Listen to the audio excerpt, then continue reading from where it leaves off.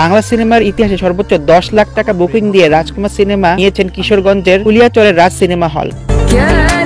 গত ঈদে বাম্পারের হিট ব্যবসা করা প্রিয়তমার কারণে রাজকুমার সিনেমাকে কয়েক গুণ বেশি টাকা দিয়েও বুকিং দেওয়ার জন্য প্রস্তুত হল মালিকেরা।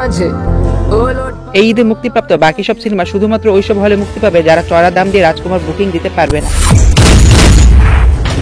এর বেশিরভাগ ক্রেডিট অবশ্য প্রিয়তমাকেই দিতে হয়। আমাকে যে মারবে সে মায়ের পিঠে তো। মধুমিতা হলের কর্ণধার ইফতেখার নওশাদ বলেন, 55 বছরের ইতিহাসে সর্বাধিক আয় করা সিনেমাগুলোর মধ্যে প্রিয়তমা এগিয়ে। মধুমিতা মাস খানেক ধরে বন্ধ। রাজকুমার সিনেমার মাধ্যমে আবারও খুলে যাবে ঐতিহ্যবাহী সিনেমা হলটি।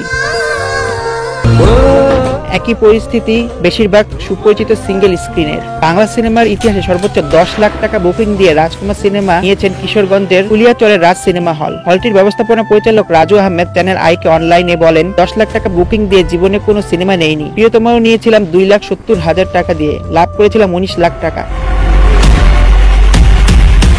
সেই সাথে মাল্টিপ্লেক্সেও রাজকুমার সর্বোচ্চ শো নিশ্চিত। তবে সিনেমা হলে রাজকুমার কতটা সাফল্য পাবে সেটা নির্ভর করবে দর্শকদের গ্রহণযোগ্যতার উপর।